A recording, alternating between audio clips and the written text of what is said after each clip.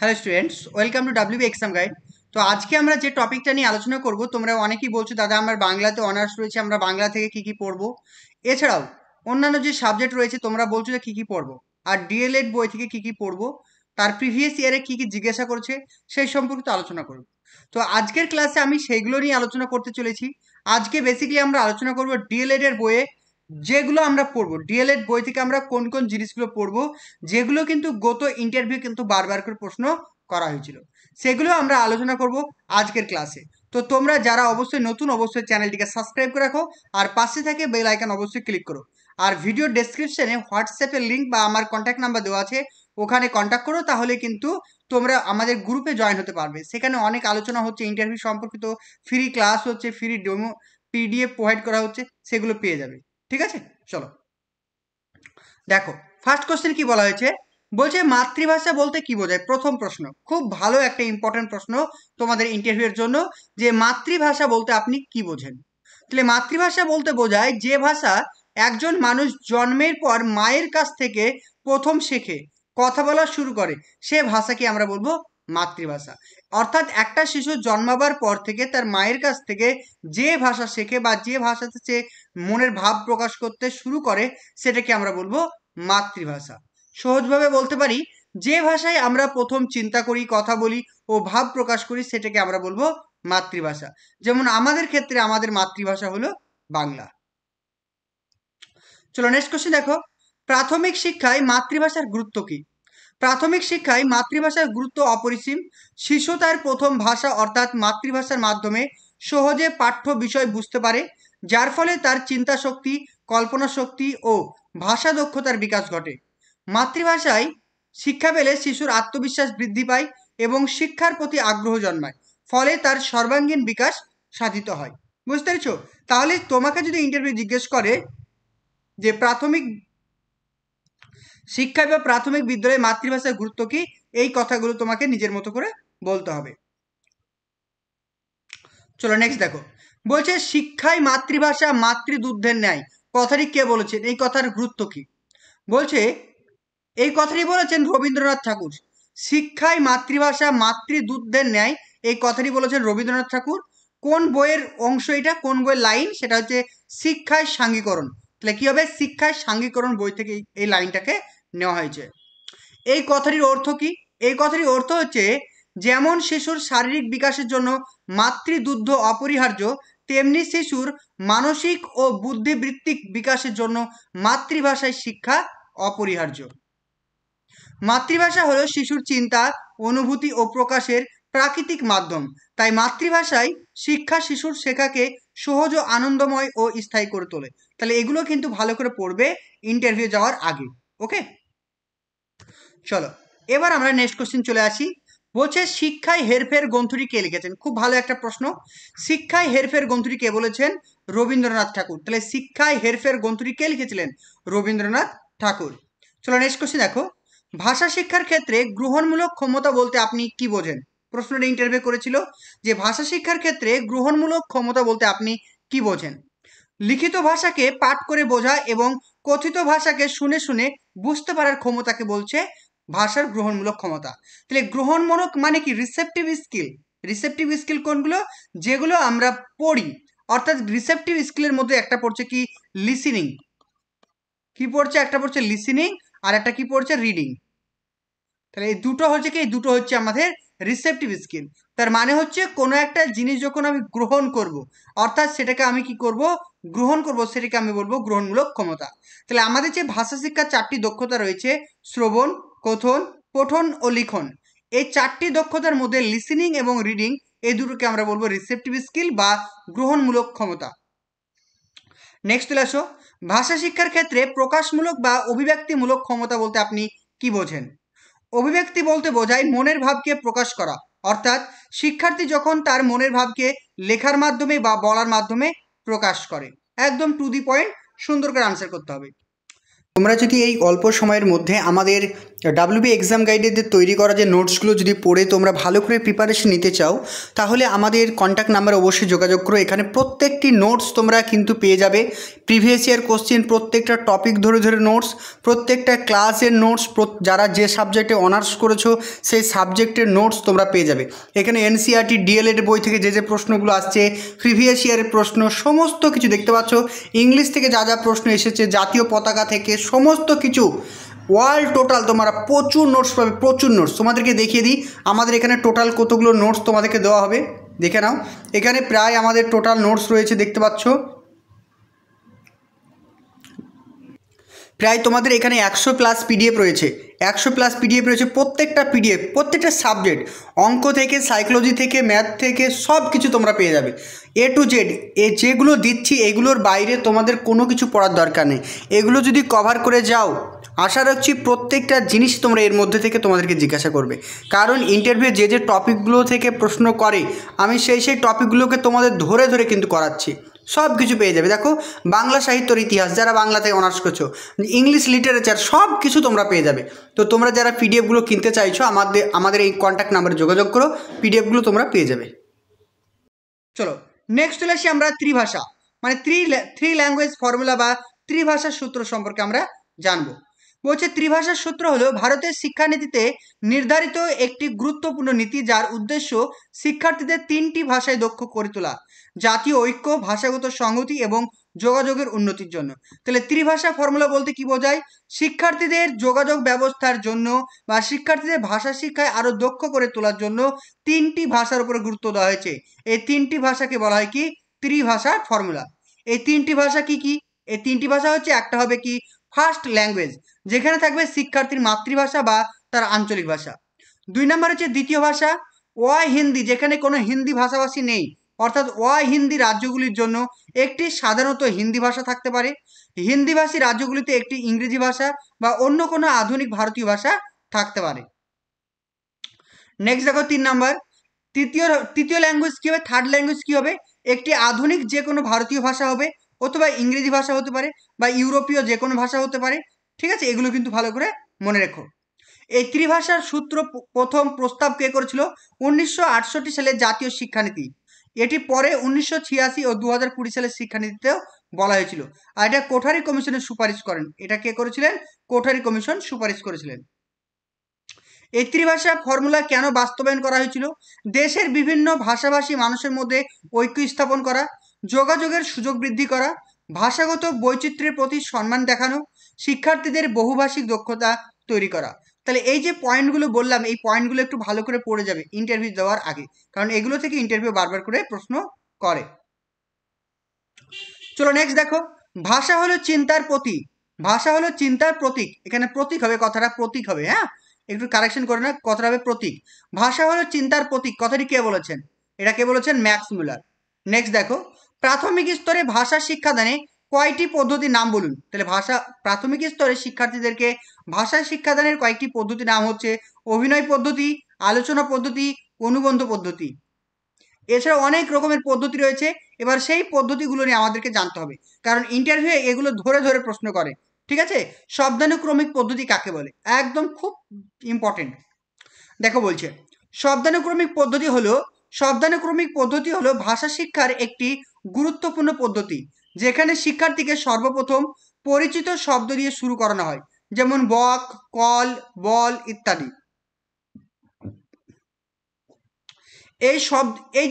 এই পদ্ধতির মাধ্যমে শিশুরা কি করবে বা শিক্ষার্থীরা কি করবে?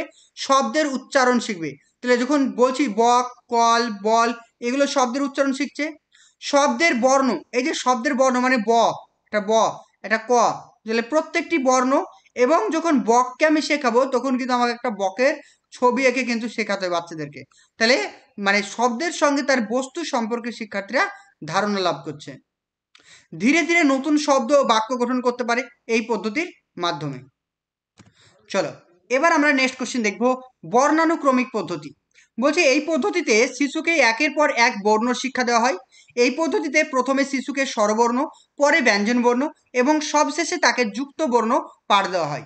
বাংলা ভাষা শিক্ষার ক্ষেত্রে এই পদ্ধতি সব থেকে বেশি প্রচলিত। প্রথম শ্রেণী আমার বইয়ে 11টি স্বরবর্ণ এবং 39টি ব্যঞ্জনবর্ণের কথা উল্লেখ রয়েছে।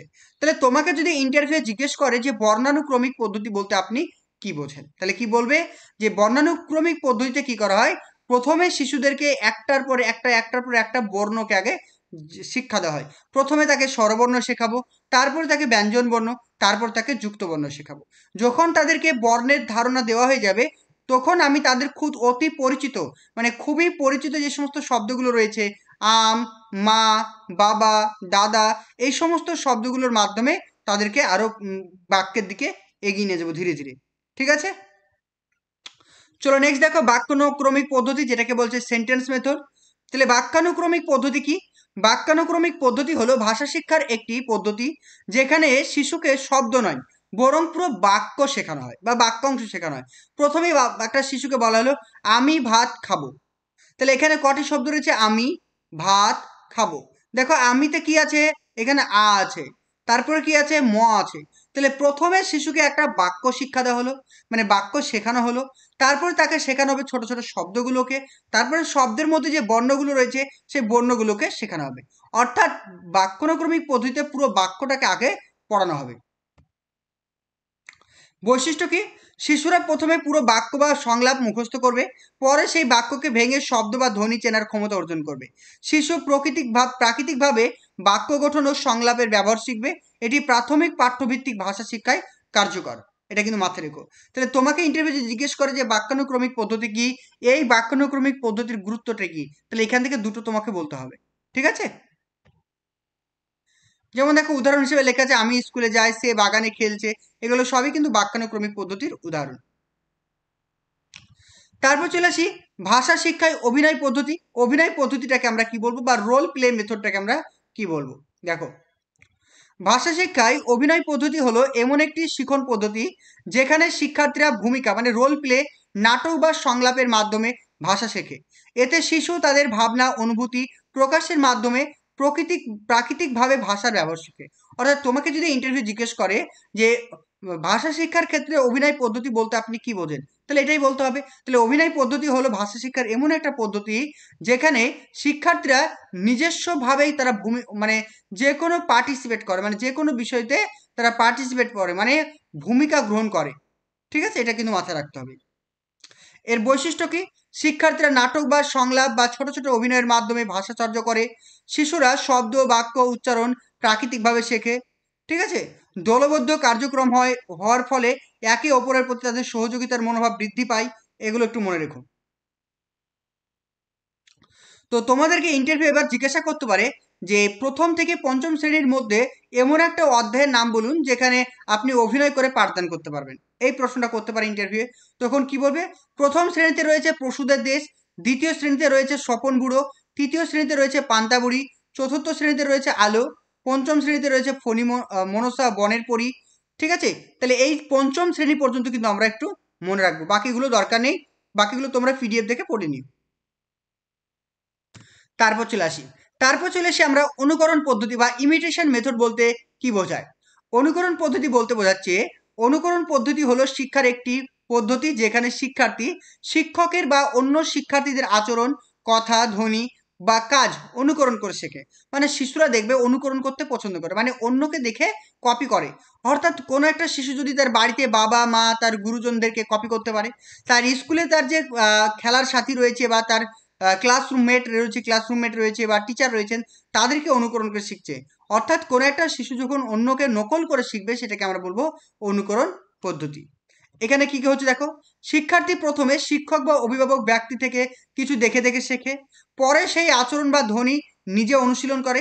এটি মূলত ভাষা শিক্ষা, নৃত্য, নাটক, হাতের কাজ, অন্যান্য দক্ষতা চর্চায় কার্যকর। শিশুরা দ্রুত এবং প্রাকৃতিকভাবে শিখতে পারে। তাহলে এইগুলো কিন্তু একটু ভালো করে তোমরা মনে রেখো। দেখো, এখানে উদাহরণ হিসেবে বলতে পারি শিক্ষক বলল যে আমার নাম রাহুল, শিশুরা তখন বলল যে আমার নাম সৌরভ।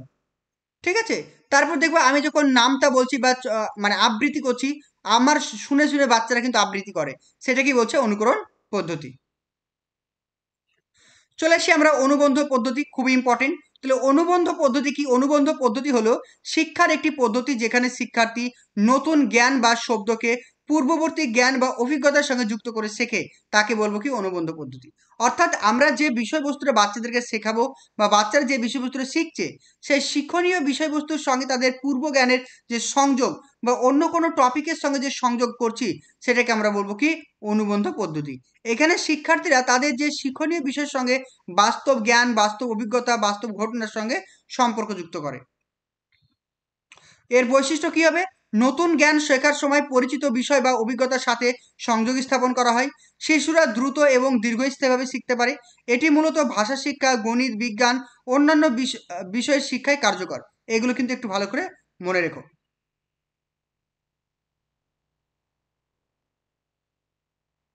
চলো নেক্সট দেখো, অনুবন্ধ পদ্ধতির কথা কে বলেছেন? এই অনুবন্ধ পদ্ধতি কথাটি বলেছেন মহাত্মা গান্ধী। তিনি বুনিয়াদি বা নয়তালিম নামক তার শিক্ষা পদ্ধতিতে এই অনুবন্ধ প্রণালীতে শিক্ষা দেওয়ার কথা বলেছেন। এখানে একটি নির্দিষ্ট শিল্পকে কেন্দ্র করে সমস্ত শিক্ষা ব্যবস্থা পরিচালিত হয়। তাহলে ইন্টারভিউ যদি জিজ্ঞেস করে অনুবন্ধ পদ্ধতি কি, বলতে হবে। তারপরে যদি তোমাকে ইন্টারভিউ জিজ্ঞেস করে যে অনুবন্ধ পদ্ধতির কথা কে বলেছেন, সেটাও হবে গান্ধীজি। অনুবন্ধ পদ্ধতির সঙ্গে কোন শিক্ষা ব্যবস্থা প্রচলিত, সেটা হচ্ছে বুনিয়াদি বা নয়তালিম শিক্ষা ব্যবস্থা। ঠিক আছে, চলে আসি এবার আমরা প্রজেক্ট পদ্ধতি। প্রজেক্ট পদ্ধতি হলো শিক্ষার একটি পদ্ধতি যেখানে শিক্ষার্থীরা নিজেদের আগ্রহ সমস্যা অনুযায়ী কোনো প্রকল্প বা কাজ নির্বাচন করে তা সম্পূর্ণ করে শেখে। শিশু এই পদ্ধতিতে স্বনির্ভরভাবে গবেষণা, বিশ্লেষণ ও সমস্যার সমাধানের মাধ্যমে জ্ঞান অর্জন করে থাকে। অর্থাৎ প্রজেক্ট পদ্ধতি কি? প্রজেক্ট পদ্ধতি হলো শিক্ষার এমন একটি পদ্ধতি যেখানে শিক্ষার্থীরা নিজের আগ্রহ ও সমস্যা অনুযায়ী কোনো প্রকল্প বা কাজের মাধ্যমে তারা জ্ঞান অর্জন করে। অর্থাৎ কোনো কাজ বা প্রকল্পের মাধ্যমে জ্ঞান অর্জন করে। কিসের মাধ্যমে? গবেষণা, সংশ্লেষণ, বিশ্লেষণের মাধ্যমে। চলো এবার এর বৈশিষ্ট্য কি রয়েছে? শিক্ষার্থীরা স্বনির্ভরভাবে প্রকল্প নির্বাচন সম্পাদন করবে, সমস্যার সমাধান এবং বাস্তব জীবনের অভিজ্ঞতাতে কাজে লাগাবে। শিক্ষার্থী গবেষণা, পর্যবেক্ষণ, বিশ্লেষণ উপস্থাপন করবে এবং এটি শিক্ষাকে প্রায়োগিক মানে অ্যাপ্লিকেশনমূলক কাজের মধ্যে শিখছে। দেখো এবার এর উদাহরণগুলো কি দেখো। এর উদাহরণ হচ্ছে বিদ্যালয়ের পাশে ছোট বাগান তৈরি করে গাছপালা সম্পর্কে ধারণা। তাহলে ধরো আমি ক্লাসরুমে বোর্ডে গাছপালার সম্পর্কে না লিখে আমি কি করলাম, যে আমার বিদ্যালয়ে যদি বাগান থেকে সে বাগানে বাচ্চাদেরকে গাছ লাগাতে বললাম। সেই গাছ কিভাবে বড় হচ্ছে, গাছের কি উপকারিতা, সেগুলো আমি তাদেরকে হাতে কলমের মধ্যে শিক্ষা দিচ্ছি। এটাকে বলবো আমরা প্রজেক্ট পদ্ধতি। চলো এবার আমরা যে প্রশ্নটা দেখবো যে কোন মনোবিদ শিক্ষা দর্শনের উপরে ভিত্তি করে এই পদ্ধতি গড়ে উঠেছে। দেখো তাহলে এই প্রশ্নটা কি বলছে? প্রশ্নে বলছে যে কোন মনোবিদের শিক্ষা দর্শনের উপর ভিত্তি করে এই প্রজেক্ট মেথড গড়ে উঠেছে। তাহলে কি হবে আনসার? জন ডিউ। চলো নেক্সট দেখো, তোমরা যারা 2025 প্রাইমারি ইন্টারভিউ ব্যাচে এখনো অ্যাডমিশন নাওনি, অবশ্যই তোমরা আমাদের ক্র্যাশ কোর্সে অবশ্যই অ্যাডমিশন নিয়ে নাও। এখানে কিন্তু তোমাদের রেগুলার ক্লাস করানো হচ্ছে। এখানে আমাদের ক্লাসের কী কী বৈশিষ্ট্য রয়েছে, লাইভ ক্লাস পেয়ে যাবে, রেকর্ডিং ক্লাস পেয়ে যাবে, বিষয়ভিত্তিক পিডিএফ পেয়ে যাবে। প্রতিটি ক্লাসের পিডিএফ থাকছে, অভিজ্ঞতা সম্পূর্ণ শিক্ষক বা শিক্ষিকা দ্বারা তোমাদেরকে প্রশিক্ষণ করা হবে এবং সপ্তাহে আমরা 4 দিন ক্লাস করিয়ে থাকবো। তো যারা কিন্তু আমাদের ক্লাসে জয়েন হতে চাইছো, এখানে কন্ট্যাক্ট নাম্বারটি দেখতে পাচ্ছ 9647300217, এই নাম্বারে কন্ট্যাক্ট করো বা ভিডিও ডেসক্রিপশনে আমাদের হোয়াটসঅ্যাপ গ্রুপের লিঙ্ক আছে, অবশ্যই গ্রুপে জয়েন হয়ে যাও। প্রত্যেকে সময় সুযোগ একবারই আসে, সময় সুযোগকে কাজে লাগাও, নিজের শিক্ষকতা হওয়ার স্বপ্নকে পূরণ করো। প্রজেক্ট পদ্ধতির জনক কাকে বলা হয়? কিলপ্যাট্রিক। আপনি বাচ্চাদের ছড়ার মাধ্যমে কিভাবে শিক্ষাদান দেবেন? খুব ভালো প্রশ্ন, ইন্টারভিউ কিন্তু প্রচুরবার জিজ্ঞাসা করেছে এই প্রশ্নটা। দেখো বলছে ছড়া শিশুর কাছে যেমন এক অলৌকিক মায়াময় স্বপ্নের জগৎ। ছড়ার ছন্দ শিশুদের মনকে আবিষ্ট করে রাখে এবং তাদের আভ্যন্তরীণ মনে গেঁথে যায়। এর ফলে শিশুরা যে কোনো বিষয়বস্তু অতি সহজে মনোযোগ সহকারে শিখতে পারে। তাই আমি আমার ক্লাসের যে কোনো বিষয়বস্তুকে ছড়ার আকারে উপস্থাপন করব যাতে শিশুরা আনন্দ সহকারে শেখার সাথে ছন্দ, শব্দ এবং অর্থ সহজে আয়ত্ত করতে পারে। তাহলে এই জিনিসগুলো কিন্তু একটু ভালো করে ইন্টারভিউয়ে দেখে যাবে। ঠিক আছে, চলো নেক্সট দেখে আসি। নেক্সট চলে আসি আমরা গল্প বলার পদ্ধতি। বলছে গল্প বলার পদ্ধতির মাধ্যমে আপনি বাচ্চাদেরকে কিভাবে পড়াবেন। দেখো বলছে গল্প বলার পদ্ধতিতে শিশুদের শেখানোর জন্য আমি নিম্নলিখিত ধাপগুলি অনুসরণ করব। কি কি? প্রথমত হচ্ছে প্রস্তুতি। গল্পের বিষয়বস্তু, চরিত্র এবং পরিবেশ আগে থেকে ভালোভাবে আমাকে নিজেকে বুঝিয়ে নিতে হবে, তাহলে আমি বুঝে নেব। শিশুদের বয়স এবং আগ্রহ অনুযায়ী আমি গল্পটাকে নির্বাচন করব। 2 নাম্বার বলছে উপস্থাপন, গল্পটি উচ্চারণ এবং ছন্দময়ভাবে বলবো। চিত্র, খেলনা বা বাস্তব উদাহরণ ব্যবহার করে গল্পটিকে আরো প্রাণবন্ত করে তুলব। এবং বাচ্চাদের কি করব, বাচ্চাদেরকে সক্রিয় অংশগ্রহণ করতে আমি দায়িত্ব পালন করব। তাহলে এই যে কয়েকটা পয়েন্ট তোমাকে বলতে হবে, অনেক কিছু আমি লিখে দিয়েছি, এত কিছু বলার দরকার নেই, মেন কয়েকটা পয়েন্ট বলতে পারলে হয়ে যাবে তোমাদের। তারপরে আমি অবশেষে কি করব, যে আমরা এই গল্প থেকে কতটা জানতে পারলাম বা এই গল্প থেকে আমরা কি কি জানতে পেরেছি সেই বিষয়টা বাচ্চাদের কাছে আমরা জানার চেষ্টা করব। এবার সংক্ষেপে যদি বলতে দেয় ইন্টারভিউ, তাহলে কি বলবো, গল্প বলার মাধ্যমে শিশুদের আমি গল্পকে ছন্দময় প্রাণবন্তভাবে উপস্থাপন করব। শিশুদের অংশগ্রহণ করাবো এবং গল্পের মাধ্যমে ভাষা, কল্পনা ও নৈতিক শিক্ষা বিকাশ করব। এই কয়েকটা পয়েন্ট কিন্তু ভালো করে মনে রেখো, ঠিক আছে? তো আজকে আমরা এই পর্যন্ত আলোচনা করলাম। নেক্সট ক্লাসে আমি তোমাদেরকে আরো অনেক বেশি ক্লাস দেব। একটা কথা মাথায় রাখবি, এই ক্লাসগুলো তোমাদের জন্য খুবই গুরুত্বপূর্ণ। মনে হচ্ছে তোমরা ভালো পারবে, আমি জানি পারবে, কিন্তু অবশ্যই বারবার করে রিভিশন করে যাও। আর আমাদের সমস্ত পিডিএফ অ্যাভেলেবেল রয়েছে। তোমরা যারা পিডিএফগুলো নিতে চাইছো আমাকে কন্ট্যাক্ট করো। আমাদের নাম্বার হচ্ছে 9647300217। আমাকে এই নাম্বারে হোয়াটসঅ্যাপ করো, তাহলে আমাদের সমস্ত পিডিএফ তোমরা পেয়ে যাবে। ঠিক আছে, পিডিএফগুলো পড়ে যাও। যারা ক্লাস করছো তো ক্লাস করছো, যারা ক্লাস করতে চাইছো না তারা পিডিএফগুলো অন্তত পড়ে যাও। আশা করছি অনেক বেটার রেজাল্ট করতে পারবে তোমরা। ঠিক আছে, চলো, থ্যাংক ইউ। যদি এই অল্প সময়ের মধ্যে আমাদের ডাব্লিউবি এক্সাম গাইডের তৈরি করা যে নোটসগুলো যদি পড়ে তোমরা ভালো করে প্রিপারেশন নিতে চাও, তাহলে আমাদের কন্ট্যাক্ট নাম্বারে অবশ্যই যোগাযোগ করো। এখানে প্রত্যেকটি নোটস তোমরা কিন্তু পেয়ে যাবে, প্রিভিয়াস ইয়ার কোশ্চেন, প্রত্যেকটা টপিক ধরে ধরে নোটস, প্রত্যেকটা ক্লাসের নোটস, যারা যে সাবজেক্টে অনার্স করেছো সেই সাবজেক্টের নোটস তোমরা পেয়ে যাবে। এখানে এনসিইআরটি, ডিএলএড বই থেকে যে যে প্রশ্নগুলো আসছে, প্রিভিয়াস ইয়ারের প্রশ্ন, সমস্ত কিছু দেখতে পাচ্ছ। ইংলিশ থেকে যা যা প্রশ্ন এসেছে, জাতীয় পতাকা থেকে সমস্ত কিছু, ওয়ার্ল্ড টোটাল তোমরা প্রচুর নোটস পাবে, প্রচুর নোটস। তোমাদেরকে দেখিয়ে দিই আমাদের এখানে টোটাল কতগুলো নোটস তোমাদেরকে দেওয়া হবে, দেখে নাও। এখানে প্রায় আমাদের টোটাল নোটস রয়েছে, দেখতে পাচ্ছ প্রায় তোমাদের এখানে 100+ পিডিএফ রয়েছে, 100+ পিডিএফ রয়েছে। প্রত্যেকটা পিডিএফ, প্রত্যেকটা সাবজেক্ট, অঙ্ক থেকে, সাইকোলজি থেকে, ম্যাথ থেকে সব কিছু তোমরা পেয়ে যাবে, A to Z। যেগুলো দিচ্ছি এগুলোর বাইরে তোমাদের কোনো কিছু পড়ার দরকার নেই। এগুলো যদি কভার করে যাও, আশা রাখছি প্রত্যেকটা জিনিস তোমরা এর মধ্যে থেকে তোমাদেরকে জিজ্ঞাসা করবে। কারণ ইন্টারভিউ যে যে টপিকগুলো থেকে প্রশ্ন করে আমি সেই টপিকগুলোকে তোমাদের ধরে ধরে কিন্তু করাচ্ছি।